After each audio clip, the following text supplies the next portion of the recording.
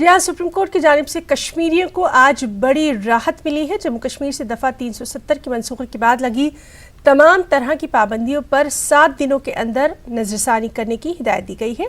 इसके लिए एक कमेटी भी तश्कील दी जाएगी। सुप्रीम कोर्ट ने कहा है कि गैर मुअय्यना मुद्दत के लिए इंटरनेट बंद नहीं रखा जा सकता है। अदालत ने हुक्म दिया कि तमाम ज़रूरी खदमात के लिए इंटरनेट बहाल किया जाए और गैर मामूली हालात में ही इंटरनेट पर पाबंदी आयद की जाए। कोर्ट ने कहा कि इंसानी हुकूक और सलामती के दरमियान तवाज़ुन बरकरार रहना चाहिए। सुप्रीम कोर्ट ने कहा कि जमहूरी निज़ाम में इजहार ख्याल का हक़ काफ़ी अहम होता है। जम्मू कश्मीर में आयद की गई तमाम पाबंदियां अवाम के इल्म में लाई जाए। देखिए, सुप्रीम कोर्ट ने आज कश्मीर में पिछले 5 से ऊपर महीने में जो एक कम्युनिकेशन और मूवमेंट लॉकडाउन चल रहा है, उसके ऊपर जस्टिस रमन्ना ने आज अपना जजमेंट प्रोनाउंस किया और उन्होंने बहुत सी बातें रखी।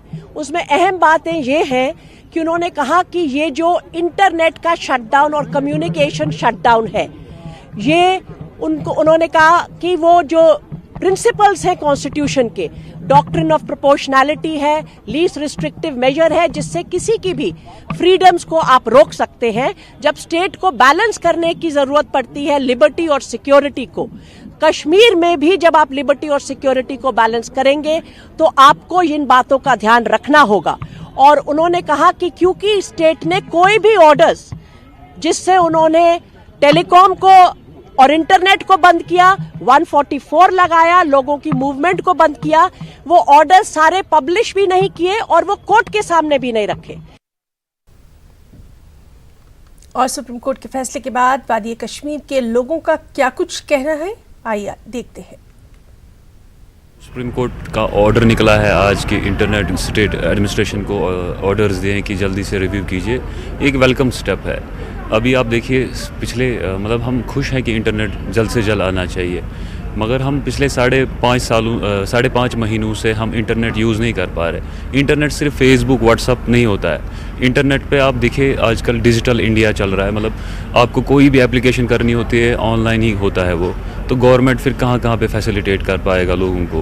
अब बहुत सारा परेशानी, ऑनलाइन बैंकिंग है, मतलब आपके डिश टीवी घर में बंद हो जाते हैं, डिश आपके बंद हो जाते हैं। आपको कोई भी रजिस्ट्रेशन अप्लाई करनी होगी तो ऑनलाइन करनी है, तो आपको बैंक का कोई भी काम हो वो भी ऑनलाइन ही करना है। तो मतलब वी सफ़र्ड अ लॉट। तो हम खुश हैं कि सुप्रीम कोर्ट ने इस पे ऑर्डर दिया है और हमें उम्मीद है कि जल्द से जल्द इंटरनेट स्टार्ट हो जाएगा कश्मीर में और हम भी बाकी रोज़मर्रा के काम अच्छे से कर पाएंगे। लेकिन ऐसे हालात में इन्होंने यहाँ पे इंटरनेट बंद किया। यहाँ पे बहुत सारी प्रॉब्लम आ रही है, स्टूडेंट्स को प्रॉब्लम आ रही है, बहुत सारे जॉबलेस हो गए इंटरनेट ना होने की वजह से, और बहुत सारे बच्चों को फिर बाहर जाना पड़ा इंटरनेट यूज़ करने के लिए। तो इसकी वजह से बहुत प्रॉब्लम। लेकिन आज जो ये सुप्रीम कोर्ट ने फैसला किया है कि इंटरनेट 7 डेज़ के अंदर रिस्टोर होना चाहिए JNK में, ये एक बहुत वेलकम स्टेप है। लेकिन अब इस पर अगर इम्प्लीमेंट होगा तो ये बहुत अच्छी चीज़ है, क्योंकि कल भी 10th का रिजल्ट था तो बहुत ज़्यादा प्रॉब्लम हुई बच्चों को रिजल्ट देखने में। जी सर, बहुत दिक्कतें होती थी।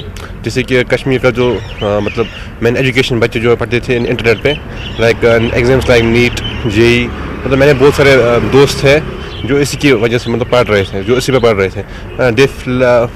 उनको बहुत दिक्कतें हुई। तो अगर ऐसा फैसला आया है और जल्द से जल्द रिस्टोर हो जाएगा, सो इट्स गुड अगर जल्द से जल्द रिस्टोर किया जाए।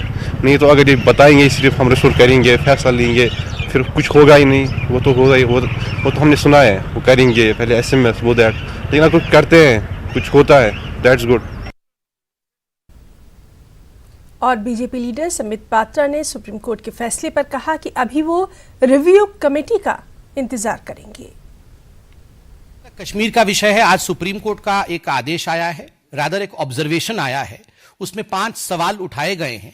एक रिव्यू कमेटी की बात की गई है और 7 दिनों के अंदर रिव्यू कमेटी अपने पूरे ऑब्जर्वेशंस को वो आगे रखेगी। हमें रिव्यू कमेटी के रिपोर्ट को वेट करना चाहिए। मूलतः जो सुप्रीम कोर्ट ने कहा है, basically what the Supreme Court has said is that there has to be a fine balance between liberty and freedom of expression, between security and liberty. आप लिबर्टी और सिक्योरिटी के बीच में एक फाइन बैलेंस करना पड़ेगा।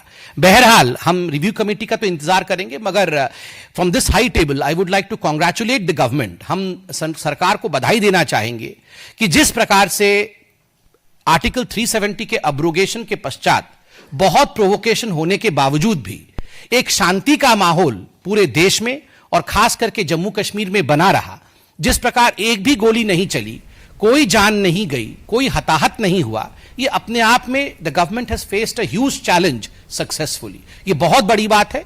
इसके लिए हम नरेंद्र मोदी जी का धन्यवाद करते हैं और खास करके जम्मू कश्मीर की जनता का धन्यवाद करते हैं। कांग्रेस लीडर गुलाम नबी आज़ाद ने न्यूज़ 18 से खास बातचीत की। उन्होंने सुप्रीम कोर्ट के फैसले का खैर मकदम किया। गुलाम नबी आज़ाद ने कहा कि अगर सुप्रीम कोर्ट के नुकात पर हतमी फैसला हो जाए तो जम्मू कश्मीर में हालात बेहतर होंगे। उन्होंने ये भी कहा कि सियासी लीडरों की नज़रबंदी भी जल्द खत्म होनी चाहिए। राज्यसभा में विपक्ष के नेता और जम्मू कश्मीर के पूर्व मुख्यमंत्री गुलाम नबी आज़ाद हमारे साथ है बात करने के लिए। आज़ाद जी, सुप्रीम कोर्ट ने जो फैसला दिया है जम्मू कश्मीर को लेकर, जो बातें कही हैं, किस तरह से इसे देखते हैं आप?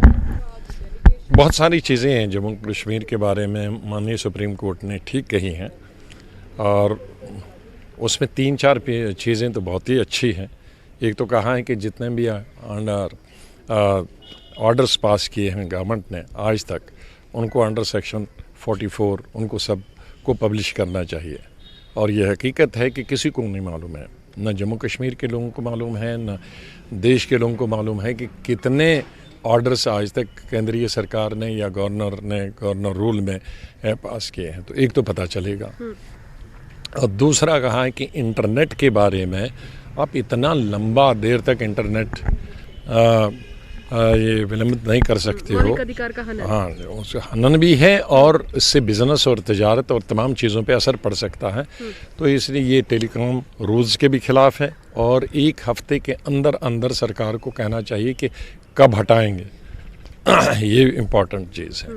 और तीसरी बहुत ज़रूरी बात बताई है कि ये कहना कि हम रिस्ट्रिक्शंस हटा देंगे तो डिस्टेबलाइज होगा, तो ये डिसेंट अगर गवर्नमेंट के खिलाफ कोई बात करता है, गवर्नमेंट ने अगर गलत कानून बनाया है या ठीक बनाया है, उसके खिलाफ अगर कोई बोलता है या सरकार की पॉलिसी के कोई खिलाफ बोलता है, तो ये तो लोकतंत्र में बुनियादी हक है लोगों का कहने का। उसको आप डिस्टेबलाइजेशन से नहीं जोड़ सकते हैं, उसके अंदर आप ये बहाना नहीं कर सकते हैं कि भाई ये डिस्टेबलाइज कर रहे हैं। ये भी एक बहुत ज़रूरी बात है। और इंटरनेट को आप बिल्कुल बराबर बंद रखें तो ये जुडिशल स्क्रूटनी में आएगा। आप मत समझिए कि आप इससे बच सकते हैं। धारा 144 पर भी उन्होंने कहा है कि 1 हफ्ते में रिपोर्ट दे केंद्र सरकार। कहा कि एक हफ्ते के अंदर रिपोर्ट देनी चाहिए और इसके लिए हम बधाई देते हैं सुप्रीम कोर्ट को। मैं समझता हूं कि जितने भी पॉइंट्स आज सुप्रीम कोर्ट ने लिए हैं वो अगर उन पे फाइनल निर्णय हो जाएगा तो कश्मीर में बहुत हद तक हालात ठीक हो जाएंगे। लेकिन ये भी कहा गया सुप्रीम कोर्ट ने कि जो राजनीतिक गिरफ्तारियां जो हुई है उस पर किसी तरह का हस्तक्षेप सुप्रीम कोर्ट की तरफ से नहीं हुआ है। अभी ये पे तो हो जाए, उसके बाद उस पे आ जाएंगे। पहले तो इस पे आ जाए। कुछ चीज़ों पे ये बहुत ज़रूरी है, अभी पॉलिटिकली वो भी बहुत ज़रूरी है, क्योंकि उनके खिलाफ कोई केस नहीं है, उन्होंने कोई एजिटेशन नहीं किया, उन्होंने कोई स्टेटमेंट नहीं दिया है। ये कहना कि हम प्रिवेंटिव रख रहे हैं, तो प्रिवेंटिव आप 1 या 2 दिन के लिए रख सकते हैं। आप 6 महीने हो गए, 6 महीने तक आप प्रिवेंटिव तो किसी को नहीं बंद कर सकते ना। धन्यवाद। तो गुलाम नबी आज़ाद थे बात करने के लिए और उन्होंने साफ तौर पर ये कहा कि किस तरह से सुप्रीम कोर्ट ने फैसला दिया है जम्मू कश्मीर को लेकर, वो स्वागत योग्य है और आने वाले समय में जब रिपोर्ट दी जाएगी सरकार की तरफ से तो कहीं ना कहीं जम्मू कश्मीर की हालत पहले से बेहतर हो पाएगी। कैमरा पर्सन सत्य प्रकाश के साथ रंजीता झा, न्यूज़ 18 नेटवर्क।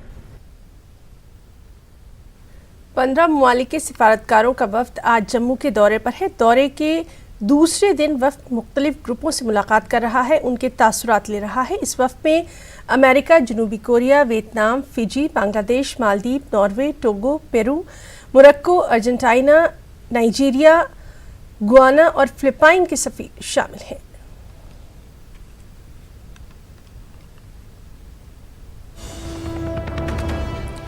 और इस वक्त की अहम खबर, आबादी पर काबू पाने के लिए कानून साजी की अर्जी। सुप्रीम कोर्ट कानून साजी की मांग वाली अर्जी पर समाअत करने को तैयार हो गया है। कोर्ट ने आबादी पर काबू पाने के लिए मरकजी हुकूमत को नोटिस जारी किया है। इस सिलसिले में अर्जी गुजार वकील अश्वनी उपाध्याय ने अपनी अर्जी में कहा है कि आबादी का धमाका किसी बम धमाके से ज्यादा खतरनाक है। तो इस वक्त की अहम खबर, आबादी पर काबू पाने के लिए कानून साजी की अर्जी। सुप्रीम कोर्ट कानून साजी की मांग वाली अर्जी पर समाअत को तैयार है। कोर्ट ने आबादी पर काबू पाने के लिए मरकजी हुकूमत को इस सिलसिले में नोटिस जारी किया है और ये वकील अश्वनी उपाध्याय ने अर्जी दाखिल की थी। उन्होंने अपनी अर्जी में कहा है कि आबादी का धमाका किसी बम धमाके से कहीं ज्यादा खतरनाक है।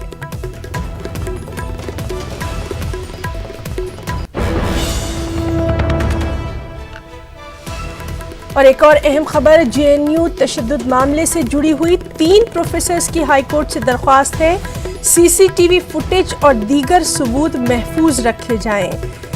तो 3 प्रोफेसर्स ने हाईकोर्ट से दरख्वास्त की है कि जेएनयू तशद्दुद मामले से जुड़े सीसीटीवी फुटेज और दीगर जो सबूत हैं उन्हें महफूज रखा जाए। 5 जनवरी के तशद्दुद के सबूत महफूज रखे जाए। 5 जनवरी को नकाबपोशों ने जेएनयू कैंपस में हमला किया था और इसी सिलसिले में वहां के 3 प्रोफेसर्स ने हाईकोर्ट से दरख्वास्त की है कि सीसीटीवी फुटेज और दीगर सबूत महफूज रखे जाएं। जेएनयू तशद्दुद मामले से जुड़ी बेहद अहम खबर, 3 प्रोफेसर्स की हाईकोर्ट से दरख्वास्त है कि जो भी सीसीटीवी फुटेज और दीगर सबूत हैं उन्हें महफूज रखा जाए।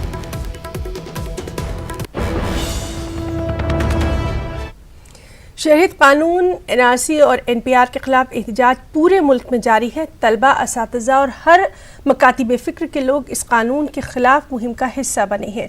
आज दिल्ली के ओखला में मुख्तलिफ तंजीमों की जानिब से बंद की कॉल दी गई है। शहरियत कानून, एनआरसी और तलबा, असातिज़ा पर ज़्यादती के खिलाफ बड़ी तादाद में लोग सड़कों पर हैं और अपनी आवाज़ बुलंद कर रहे हैं। इस बंद का असर भी देखा जा रहा है। ओखला के आसपास जो तिजारती सरगर्मियां हैं वो बंद हैं।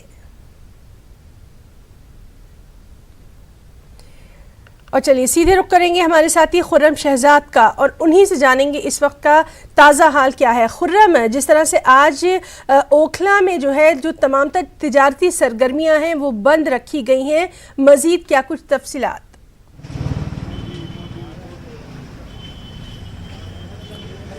देखिए हिना, ओखला में जिस तरह से बंद की कॉल दी गई थी, क्योंकि अभी 2 दिन पहले ही यानी 8 तारीख को भारत बंद की कॉल दी गई थी, उस वक्त भी यहाँ पर बहुत पुरजोर तरीके से मौसर हुआ था, काफ़ी ज़्यादा यहाँ पर बंद।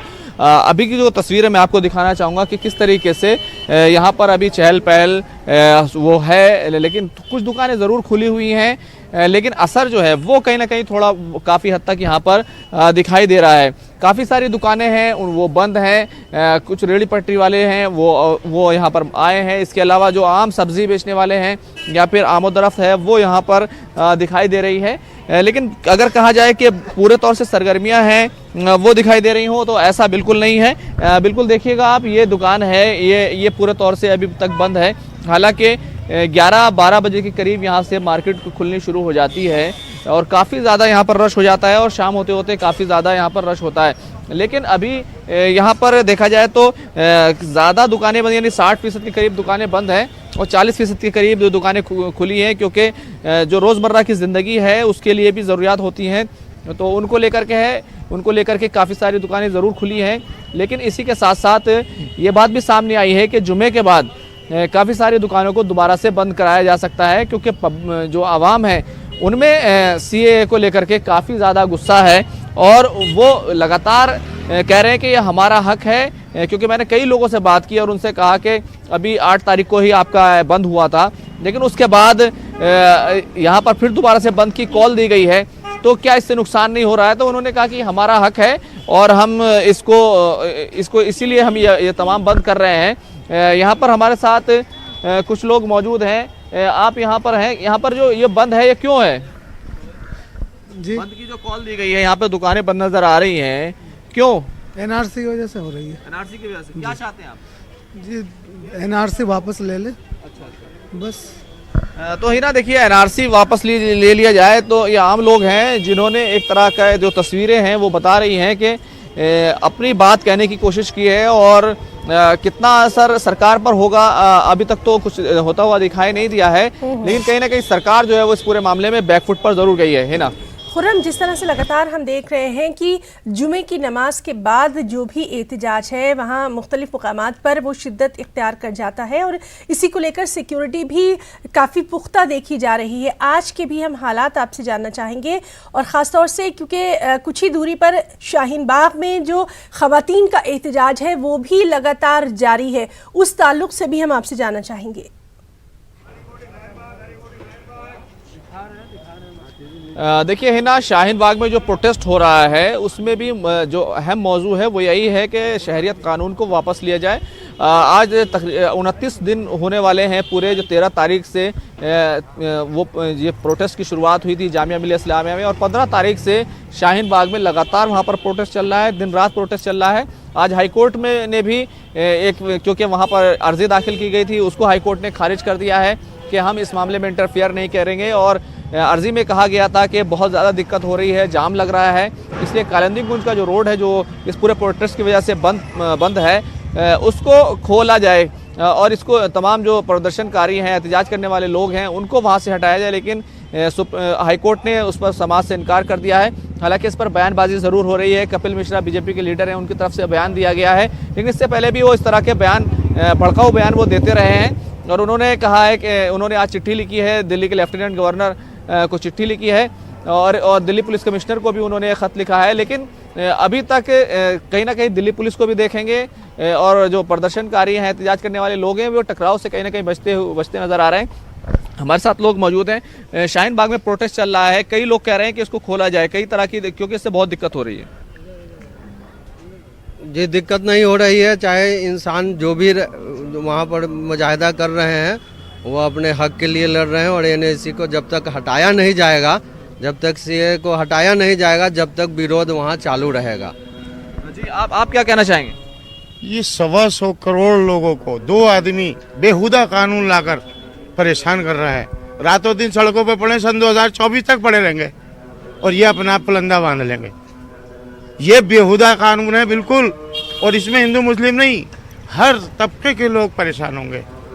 ये कुर्बानी ऐसी नहीं, कुर्बानी दिए और देंगे, सन 2024 तक ये प्रोजेक्ट चलता रहेगा, ये बिल जब तक वापस नहीं लेंगे। तो हिना, देखिए कि किस तरह के जज्बात हैं और लोग खुलकर कह रहे हैं कि भले ही थोड़ी बहुत परेशानी उनको झेलनी पड़े लेकिन प्रोटेस्ट से वो पीछे हटने वाले नहीं हैं और यही वजह है कि इतने दिन गुजर गए हैं, बहुत ज़्यादा सर्दी हुई है दिल्ली में। 2000 पिछले 118 साल का जो दिसंबर का रिकॉर्ड है, सबसे ज़्यादा सर्द दिसंबर इस बार दर्ज किया गया है, लेकिन उसके बावजूद लोग प्रोटेस्ट कर रहे हैं और अपनी आवाज़ उठा रहे हैं और ये आवाज़ जो है वो अब सरकार के सामने है कि वो इसको कैसे कंसीडर करती है। हालांकि अभी तक इस तरह की कोई चीज़ सामने नहीं आई है, लेकिन सरकार एनआरसी को लेकर के जरूर बिल्कुल बैकफुट पर चली गई है ना जी। खुर्रम, जिस तरह से लगातार हम देख रहे हैं कि लोग वहाँ अपने जज्बात का इजहार कर रहे हैं और एहतजाज पर डटे नजर आ रहे हैं, आपके साथ जो है कुछ नौजवान भी दिखाई दे रहे हैं। अगर हम पहले दिन से देखें तो नौजवानों का और ख़वातीन का काफ़ी अहम रोल रहा है इस पूरे एहतजाज में, क्या हम उनसे कुछ उनके तासुरात जान सकते हैं? बिल्कुल बिल्कुल, मेरे साथ काफ़ी सारे लोग मौजूद हैं, आप यहाँ पर हैं। ये जो पूरा प्रोटेस्ट चल रहा है, ये जो कानून आया है, इसको लेकर के आपका बुनियादी सवाल क्या है? बुनियादी सवाल ये है कि सीए और जो एनसीआर उसको वापस लिया है, बस यही है। इससे किस तरह का डर है, क्या नुकसान है, जिससे जो आप सरकार को भी बताना चाहते हैं और लोगों को बताना चाहते हैं? बस अभी हम लोग सब देख रहे हैं असम क्या हालत है, ठीक है, वहाँ कितने लाखों लोग, मुसलमान ही नहीं सारे कास्ट के लोग उसमें हैं, सबको परेशानी हो रही है। इसीलिए हम लोग चाह रहे हैं कि ये जो हमारा जो हिंदुस्तान है वो बटे नहीं। आप बताइए जी, वो क्वेश्चन कीजिए। क्या किस तरह का डर है इस पूरे कानून को लेकर के कि लोग अब हटने का नाम नहीं ले रहे हैं? 1 महीना होने वाला है, सर्दी बहुत ज़्यादा है। देखिए, लोकसभा में अमित शाह ने कहा कि हम एनआरसी लेके आएंगे, उसके बाद कैब उन्होंने पास कर दिया। कैब में यह है कि जो शरणार्थी आसाम में रह रहे हैं उन्हें तो आप जो 19 लाख हैं उनमें से 14 जितने, उन्हें आप जो है बिना उसके नागरिकता दे देंगे। अभी 4 या 5 लाख मुसलमान कहाँ जाएंगे? First question. एक एनआरपी, आप एनआरपी में वो डाटा लाइए जो कांग्रेस लेके आई थी। आप वो डाटा ला रहे हैं माँ बाप कहाँ पैदा हुए, किसी का पाकिस्तान में पैदा हुआ तो वो पाकिस्तान चला जाएगा। उसके बाद जब उसमें छटनी हो जाएगी और जो लोग उसमें से बचेंगे वो एनआरसी में आ जाएंगे। अब जब एनआरसी में आ जाएंगे, आप दूसरी कास्ट को जो है आप कह दोगे कि साहब ये तो शरणार्थी आए हुए हैं, और मुसलमान कहाँ जाएगा। इसलिए इसका विरोध हो रहा है, धार्मिक भेद पे नहीं होना चाहिए, ये है। और सर एक बात यह है कि फला बिल ये कई सारे बिल निकाल के लिए आई। महंगाई देश में इस कदर बढ़ रही है, बहुत ज़्यादा, शिक्षा की कोई बात नहीं हो रही, और मतलब इस कदर महंगाई बढ़ रही है, और इस महंगाई को घटाने के लिए फला बिल जीडीपी हमारे देश की 8% थी, 4% बची। बेरोजगारी इस कदर हो गई। सरकार से हमारी ये अपील है कि रोजगार की क्यों नहीं बात करती, शिक्षा की क्यों नहीं बात करती, क्या वजह है, किस वजह से हमारा देश पीछे हट गया। सर इससे एनआरसी से पूरे देश को नुकसान है और नुकसान रहेगा। मेरी सरकार से अपील है कि इस एनआरसी को वापस ले। देखिए हिना, अब तो आम लोग भी जीडीपी की बात करते हैं और एनआरसी को लेकर के उनका जो विरोध है, उनकी जो मुखालफत है वो सामने है। लेकिन इसमें सबसे अहम बात यह है कि जिस तरह से जो डिज़ाइन किया गया है, चाहे सेंसस हो चाहे एनपीआर हो, उसमें जिस तरह के क्वेश्चन पूछे गए हैं वो कहीं ना कहीं लोगों को जो पिछले फॉरेन सेक्रेटरी रिटायर हुए हैं उन्होंने अमित शाह से ये कहा था इसमें से सिर्फ जो टॉर्चर लोग हैं ये धार्मिक मुद्दा हटा दीजिए कि साहब वो हिंदू सिख ईसाई मुस्लिम ये आएंगे, इसको हटा के अगर ये कहते हैं कि धार्मिक प्रताड़े वाले भी लोग आ जाएं तो ये एक बिल सेफ हो जाता। लेकिन आप उसमें बिल्कुल कास्ट ला रहे हैं, हिंदू मुस्लिम सिख ईसाई, ये बिल्कुल जो हमेशा कंडेम करते हैं। बल्कि ये बिल में ये कर देते कि खाली जो धार्मिक बेस पे आ रहे हैं, चाहे तीनों मुल्कों से आ रहे हैं, उनको आप एक्सेप्ट कर लेते हैं। यही हमारी मांग थी। अब ये धार्मिक बेस पे आप लेके आ रहे हो, हम मुसलमान को नहीं दी जाएगी, वो किस फतह में है साहब, ईसाई को दे दी जाएगी और पारसियों को दी जाएगी और हिंदुओं को दे दी जाएगी, ये सब कंडेम है। बल्कि यह संशोधन करके एक धार्मिक शब्द अगर ले आते कि भाई जो धार्मिक प्रताड़ित हो रहा है, चाहे वो अफगानिस्तान में हो, पाकिस्तान में हो, किसी भी कंट्री में हो, उसको आप नागरिकता दे दिए, कोई परेशानी की बात नहीं है। आप यहाँ पर हैं, ये जो कानून है एनआरसी को लेकर के आपको सीधे तौर पे डर क्या है, क्या किस तरह से इसका यूज़ होगा, किस चीज़ का डर है? सर घर से बेघर कर दिया जाएगा।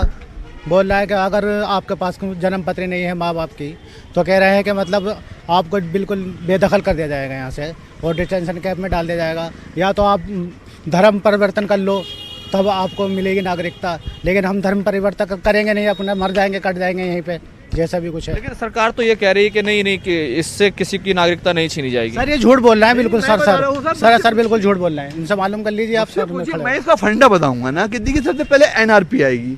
एनआरपी में आप किसकी माँ बाप की बर्थ प्लेस पूछ रहे हो, किसी की मैं सोच रहा हूँ कि वो बांग्लादेश में हो गई, अब उसको उस बेस पे जो है कंडेम करके ऑफिसर चला जाएगा, वो बाहर हो गया, उसके बाद वो सेकंड स्टेप में आ जाएगा एनआरसी में। और जब वो एनआरसी से बाहर हो जाएगा उसको नागरिकता नहीं मिलेगी, डिटेंशन कैंप में डाल देंगे और सेकंड क्लास का दे देंगे। बाकी लोगों को आप कह देंगे शरणार्थी आए हैं, उनको कैब के हिसाब से नागरिकता दे देंगे।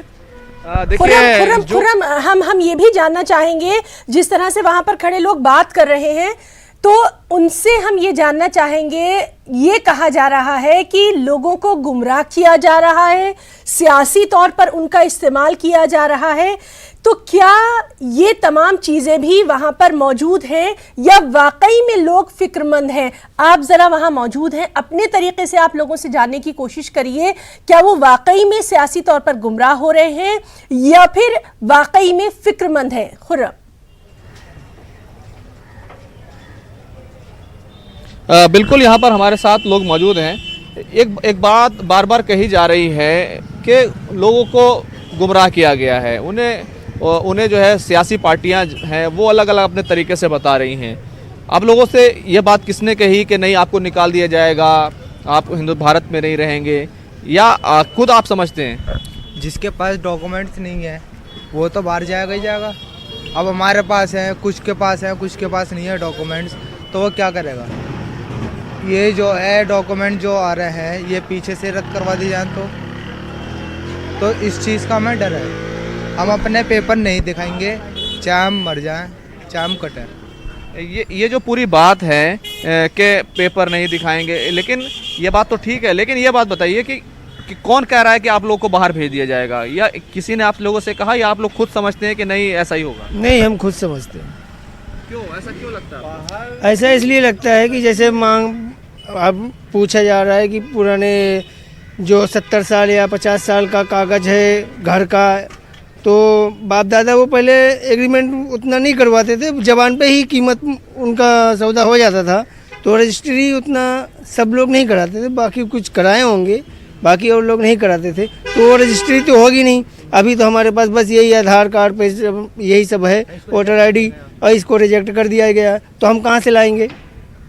तो देखिए है ना, ये सारे लोग हैं और ये वाकई ये कहने की कोशिश कर रहे हैं कि जिस तरह के जो डॉक्यूमेंट मांगे जा रहे हैं, हालांकि सरकार की तरफ से कहा गया कि अभी इसकी कोई रूपरेखा नहीं है, लेकिन जिस तरह के बयान आते रहे हैं वो लोगों में कहीं ना कहीं बहुत दूर तक पहुंच चुके हैं। और ये लोग कह रहे हैं कि हमें किसी ने भड़काया नहीं है, हमने खुद सुना है, खुद देखा है, और उसी वजह से जी इधर आइए, मेरे पास आइए। अमित शाह ने पार्लियामेंट में कहा कि मैं एनआरसी लेके आ रहा हूँ। हाँ, राष्ट्रपति के अभिभाषण में कहा कि एनआरसी लेके आ रहा हूँ। तो फिर अब इस दूसरे को क्या कहें, बेवकूफ़ बना रहे हैं अमित शाह और नरेंद्र मोदी। मुसलमानों को भगाना चाह रहे हैं, दूसरे दर्जे का नागरिक बनाना चाह रहे हैं। दैट्स ऑल, बस। हमें वोटिंग अधिकार। ये देखिए, इसके बावजूद भी आप ये देखिए, जब से बीजेपी की सरकार आई है, जब से बीजेपी हिंदू मुसलमान यही छाड़ रहे हैं।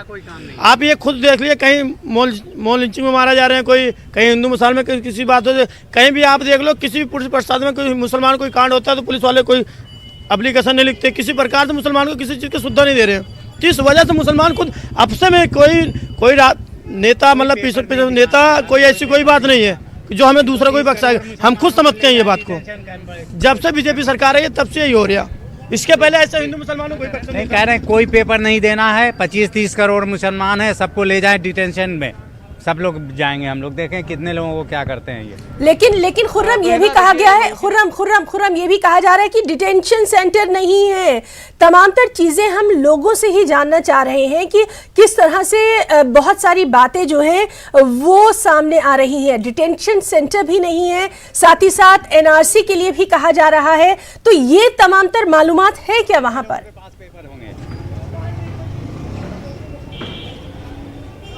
क्या आप जानते हैं कि सरकार की तरफ से कहा गया कोई डिटेंशन सेंटर नहीं है और कोई एनआरसी नहीं आ रहा है? ये आसाम में क्या हुआ फिर? वहाँ पे तो डाला डिटेंशन सेंटर में, वहाँ पे क्यों डाला जा रहा? यहाँ पर भी बनना है, ये लागू हो गया है यहाँ पर। ये जो है सरकार जो है ये कर रही है, ये गलत है।